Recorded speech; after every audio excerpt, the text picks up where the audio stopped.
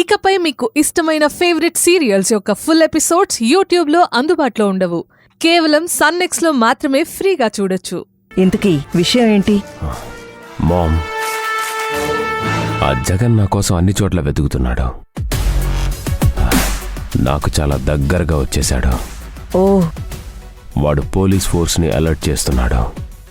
ఇంటర్పోల్ని కూడా ఇన్వాల్వ్ చేశాడు. నేపాల్లో నేను చేసిన హత్య గురించి ఆరా తీయించాడు. మహేష్, జగన్ని తేలిగ్గా తీసుకోకు. తనకున్న డబ్బు పలుకుబడితో వాడు ఏవైనా చేయగలడు. వాడు నన్నేం చేస్తాడు మామ్? నా గురించి వెతికిస్తే నీ కూతుర్ని చంపేస్తానని వార్నింగ్ ఇచ్చాను. మహేష్, నిజంగా చంపడాలో అలాంటివేం పెట్టుకోకు. జగన్ నుంచి నిన్ను రక్షించే కవచం స్రవంతి మాత్రమే.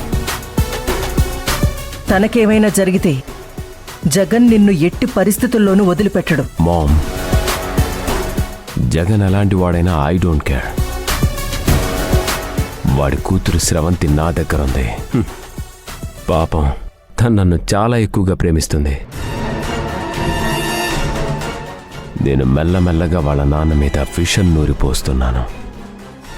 వాళ్ళ నాన్న వల్లే ఇన్ని కష్టాలు వచ్చాయని చెప్తున్నాను. మరి ఆ విషయం తను నమ్ముతుందా? మెల్లమెల్లగా నా ట్రాప్లోకి వస్తుంది.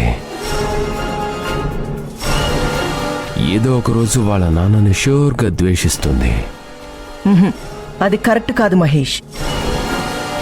ఇన్ని సంవత్సరాలు తండ్రి వెనకే నడిచిన అమ్మాయి ఎవరో చెప్పారని తండ్రిని ద్వేషించదు.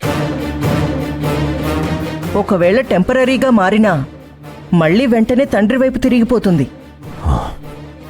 మరేం చేయమంటామా? నువ్వు ఆ అమ్మాయిని ఫిజికల్గా టార్చర్ చేయడం మానే. స్రవంతిని ప్రేమించు.